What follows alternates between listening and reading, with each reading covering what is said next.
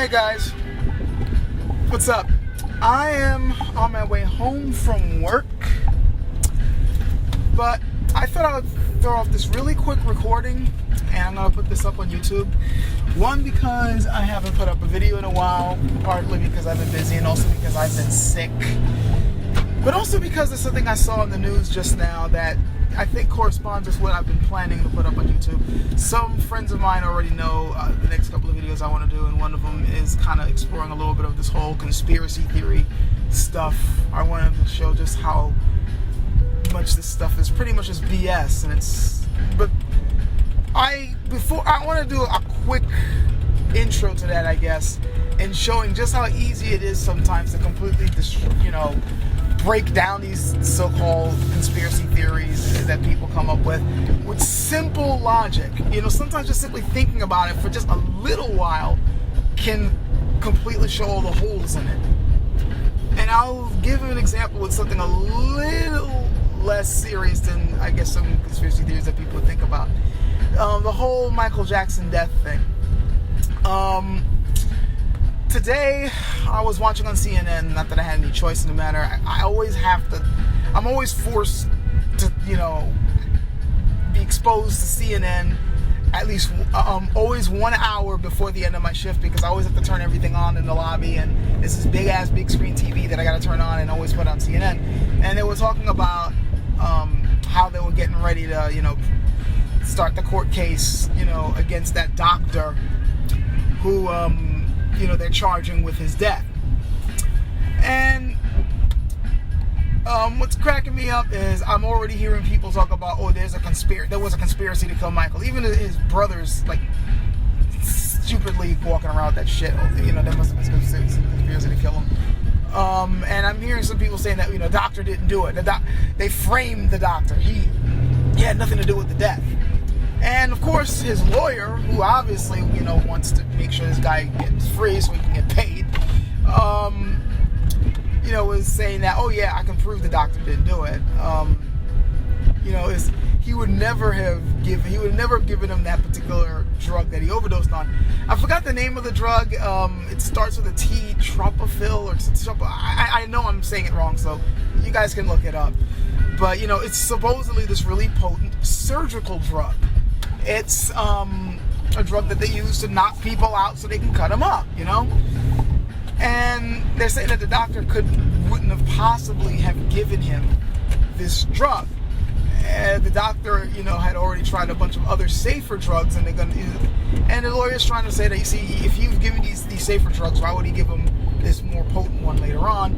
And that Michael Jackson must have either had access to this drug already, or somebody slipped it to him while the doctor had left the room, and it couldn't have been the doctor.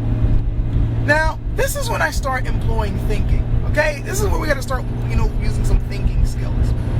The one thing that I'm sure the lawyer would love to focus on is that, Jackson must have already had access to this particular drug. The doctor didn't give it to him. Michael Jackson must have had access. Now, the lawyer was quick to say that, it probably isn't true, but it's possible. Well, let's check this possibility. Could Michael Jackson have already gotten his hands on this stuff? If so, then something doesn't add up. And what doesn't add up is the following.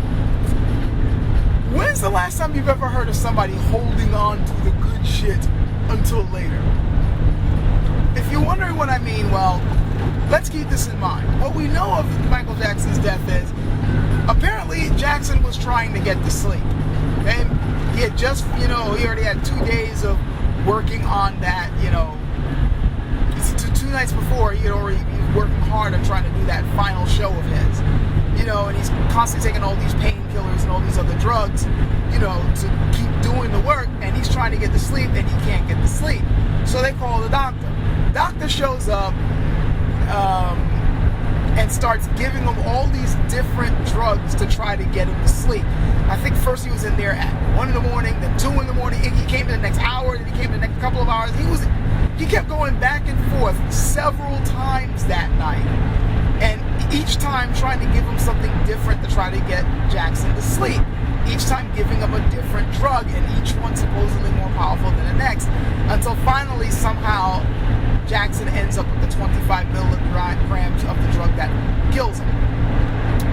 Now, if Jackson had supposedly had his hands on that drug that killed him before the doctor ended up going in the room giving him all that stuff, why the hell did he call the doctor in the first place to give him all this other stuff that didn't work?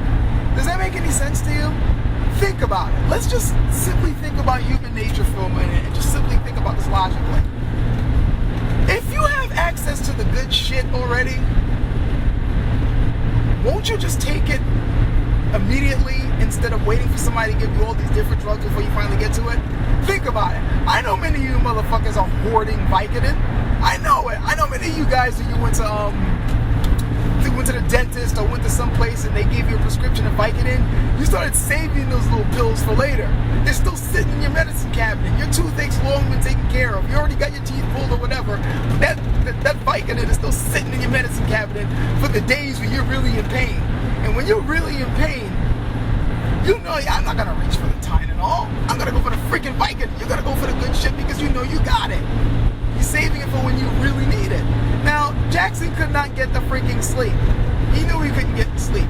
You mean to tell me he is going to wait until it's the freaking next day, the next morning? Because that's pretty much what happened. Jackson was up for like over 9 hours before he finally takes the drug that knocks him out. Which is more probable? That he'd hold on to the good stuff that long until he finally couldn't take it anymore and decides, okay, I'm gonna take this stuff, and then he overdoses and dies? Or did somebody else give it to him? It's improbable if you think about it. If if he already has access to the good stuff, he's not going to wait past 9 hours before taking it. And the record bears it out that they've already came in and gave him several other drugs beforehand. If he already had the stuff before the doctor came in to give him the drugs, he would have already taken it. It makes no sense. Just think of human nature. Think of what you guys would do. Again, I know people who hold on to the good stuff, and when it's time to use it, they use it. They don't mess around waiting hours using weaker drugs that don't work. Okay? So then at least that rules the whole thing out of, Michael might have already had access to it. So now you get to the whole, well, somebody else must have slipped it to him. Keep in mind the drug he overdosed on is a drug that they use to knock out people who are in surgery. I don't know too much about the way the black market messes around with prescription drugs, but I get the feeling that this isn't a drug that's very easy to get your hands on. Again, it's a drug that's used to knock out surgery patients. Doctors pretty much are the only type of people who are going to be able to get access to this stuff. Well, I'm pretty sure some criminals get their hands on it too, but I kind of find it a bit unlikely. It is, a small chance that, you're going to have regular lay people, to get their hands on this stuff. I mean, do you really think, I think of like the drugs that would be in a dentist's office when they're like trying to pull out your wisdom teeth or something. That's not exactly something that they give you over a prescription.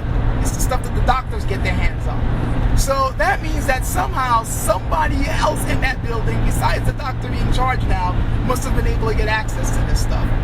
How probable is that? You have to think about that just for a second. Just spend a little time thinking about it. How probable is it that somebody else in there might have been able to get their hands on that stuff? And what else are you going to say? Somebody might have snuck into the doctor's bag to pull the stuff out to use? I think we can reason that what's more probable? That somebody snuck into this doctor's stash and then gave it to Michael when the doctor wasn't looking? Or that the doctor himself, after all these successive tries of all these different drugs that didn't work, finally decided, fuck it, let me just use this. It's been over 9 hours. You see how, again, this whole thing about, there was a conspiracy to kill him. Somebody snuck in the room and gave it to him. Guys, just if you think about this logically, you'll realize that there's a simpler answer. And it's that simpler answer that the prosecutors are using right now. I'm not saying that what I'm saying is 100% accurate, but I'm pretty sure I can argue that it's the most logical. And that's my point when it comes to coming up with wild theories about what could happen or what's reality. There's the crazy explanation, and then there's the explanation that makes the most freaking sense. And usually, what happens is the thing that makes the most freaking sense. That's all I'm saying. Anyway, hope this entertains you guys. Catch you guys later.